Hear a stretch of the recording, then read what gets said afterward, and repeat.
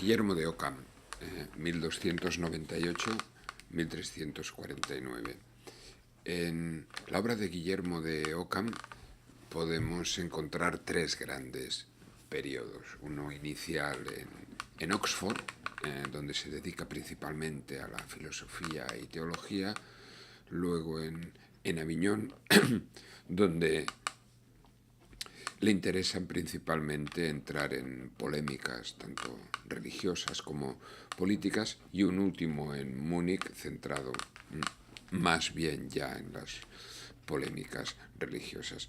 Desde el punto de vista filosófico, lo que más nos interesa a nosotros es lo que escribió sobre todo en Oxford y en Aviñón. Sus grandes obras filosóficas son las obras sobre lógica, la lógica mayor, la lógica media y la lógica minor. Y también una obra especialmente rica, compleja y desde el punto de vista filosófico inagotable, que es el comentario a las sentencias de Pedro Lombardo. El comentario a las sentencias, como casi todos los autores medievales. Si en algún examen habéis olvidado las obras de alguno de los autores de la Edad Media, tranquilamente podéis poner comentario a las sentencias, porque todos realmente lo hicieron. De hecho era un requisito para entrar a dar clases en la Universidad de París. Bien, centrémonos en el pensamiento de Guillermo de Ockham.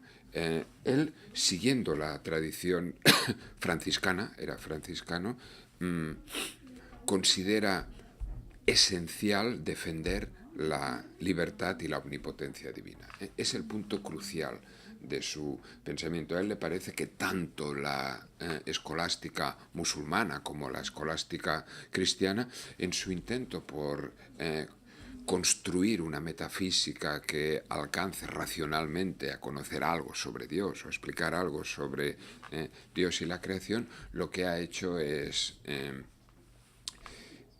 perder la idea inicial y esencial de la libertad y omnipotencia divina. De hecho, me parece que la idea esta podría constituir una línea que nos permitirá entender las tomas de postura de Guillermo de Ockham en muchos de los asuntos concretos en los que él escribió.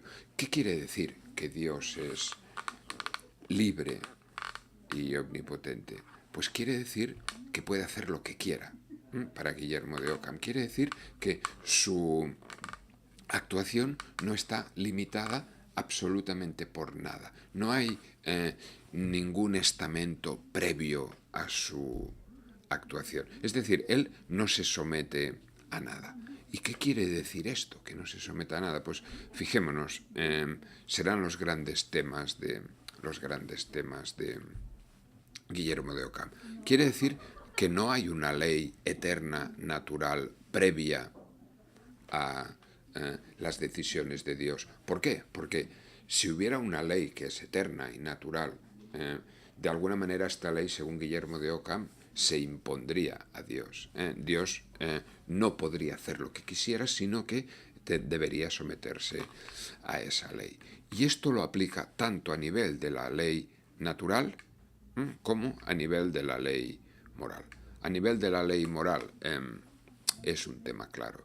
No hay un bien y un mal previo a la decisión divina. ¿Por qué? Porque esto iría en detrimento de la libertad y de la omnipotencia divina. Dios puede y hace lo que quiere, tanto en el cielo como en la tierra, y no está sujeto a ninguna norma previa, ni debe subordinarlo. ¿Qué quiere decir? Pues que en sí mismos los actos, las actuaciones morales no son ni buenas ni malas. Todo depende de lo que Dios haya decidido. Los mandamientos son buenos porque Dios los ha mandado. Y si Dios hubiera mandado lo contrario, si Él hubiera decidido lo contrario, lo bueno sería lo contrario. Guillermo de Ockham es clarísimo en este aspecto y pone ejemplos muy contundentes. Dice, si Dios hubiera querido que lo odiásemos, lo bueno sería odiarlo. O si Dios hubiera querido que lo bueno fuera el adulterio, lo bueno sería el adulterio y lo malo la fidelidad. ¿Qué quiere decir? Quiere decir que no hay nada previo a la libertad divina. Si hubiera una ley moral natural, objetiva, eterna, querría decir que Dios se somete a eso. Por tanto, el mal, según Guillermo de Ockham lo dice en el comentario a las sentencias, el mal no es más que hacer una cosa cuando se está bajo la obligación de hacer la contraria. El mal simplemente es oponerse a la voluntad de Dios. A la voluntad de Dios. No hay ningún estamento, ningún criterio objetivo o natural que nos permita acceder al bien y al mal. De hecho, incluso dice Guillermo de Ockham, Dios faciendo peccatum, Deus non peccat. Frase enormemente provocadora. Vamos, como los ejemplos de odiar a Dios y del adulterio. Fijaros, si hoy en día en la sociedad en la que nos movemos son ejemplos que ya nos chocan, ya nos suenan. ¿Qué efecto provocador debieron tener en pleno siglo XIV? Bueno, lo que decía, faciendo peccatum Deus non peccat, quiere decir que incluso como que el mal es oponerse a la voluntad de Dios, Dios, incluso haciendo aquello que puede parecer pecado, no se opondría a su voluntad, porque su voluntad es la que marca el bien y el mal. Consecuencia importante de esta teoría: no existe una moral autónoma. Yo no tengo manera de saber qué es el bien y cómo debo actuar. ¿Por qué? Porque no hay ninguna evidencia en la naturaleza ni ningún indicio. ¿Por qué? Porque el bien y el mal depende de la voluntad, de una decisión libre, divina. Y yo, la única manera que tengo de acceder a conocer esa decisión es por medio de la revelación. Es decir, la única manera de actuar moralmente es mediante el conocimiento de la revelación. Por mí mismo es imposible. Es importante destacar esta idea porque a Guillermo de Ockham se le suele caracterizar muchas veces como el iniciador de la filosofía moderna, como el que marca lo que será la filosofía moderna. En otros aspectos, en muchos aspectos, sí, los veremos, pero en este en concreto de la moral, él está lejísimos de defender la autonomía moral. Vamos, más lejos que los autores precedentes. Lo mismo, como decía, lo mismo se sigue no en la ley moral natural, sino incluso en la ley física, en la ley natural. No hay un orden, no hay una necesidad en la naturaleza previa a la decisión divina.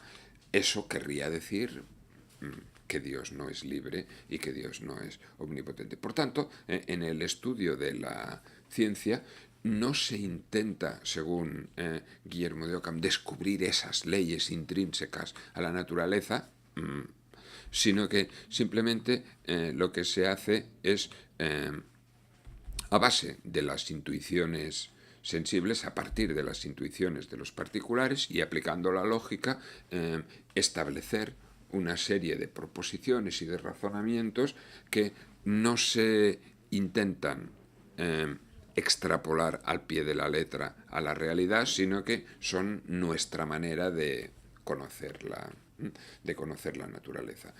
Pero no hay nada que se imponga a Dios. Por tanto, este sería el primer tema. Otra consecuencia importante de la prioridad absoluta de la libertad y de la omnipotencia divina. Fijémonos directamente contra Avicena, contra Averroes, incluso contra Santo Tomás. La voluntad divina no es accesible racionalmente. Por tanto, el camino que nos llevará a Dios es un camino que es únicamente accesible por la fe. Las relaciones entre razón y fe en Guillermo de Ockham se basan en una separación radical. Por medio de la razón conocemos lo que podemos conocer por medio de los sentidos y aplicar el razonamiento. Pero ningún tema que afecte a Dios, ningún tema referente a Dios, ni atributos divinos, es accesible de ninguna manera por la razón. Siempre que yo estoy diciendo por la razón me parece que esto debe ser así, en realidad estoy limitando ya a Dios, estoy haciendo un Dios a la medida de mis conceptos. Por tanto, no. Su teoría del conocimiento le lleva a que nuestro conocimiento sensitivo, racional, nos lleva donde nos lleva, y no hay absolutamente ninguna interferencia, ningún punto de contacto ni común con los temas de la revelación. Quedan separados. Y en un tercer lugar, la consecuencia quizá a la que él dedicó más páginas y más interés de esta omnipotencia y libertad divina es que, claro, si Dios tuviera unas ideas ejemplares, eternas, en las que él basara su acto creador, según Ockham, estaríamos ya violentando esta absoluta liberalidad y omnipotencia. Si él se basara en estos modelos, en estos ejemplares, querría decir que su acción creadora está subordinada a ellos. Por eso, según Guillermo de Ockham, y contra la tradición agustiniana y aristotélico tomista, en la mente de Dios no hay unas ideas, no hay ideas eternas que sean ejemplares de la creación. No, para él nada es imposible y hace lo que quiere. Hay una primacía absoluta de la voluntad. Él lo que está intentando es despejar o limpiar la teología de todo lo que eran el racionalismo metafísico. Y claro, si Dios no posee estas ideas, si Dios no posee estos ejemplares, está claro que en la creación tampoco están. No hay esencias. No hay esencias. ¿Qué quiere decir esto? Pues a Guillermo de Ockham se le inscribe dentro del movimiento nominalista, como la culminación del nominalismo. Únicamente existen individuales y fuera de nuestra mente no hay ninguna otra tipo de existencia que no sea la individual. Existe esta cosa y esta otra, pero los universales no tienen absolutamente ninguna realidad extramental. No existen ni ante rem, ni in re, ni post rem. No existen. Si en Dios no estaban esos universales, en nuestro mundo, en el mundo de las criaturas, tampoco. Únicamente existen los particulares y nosotros conocemos intuitivamente a los particulares.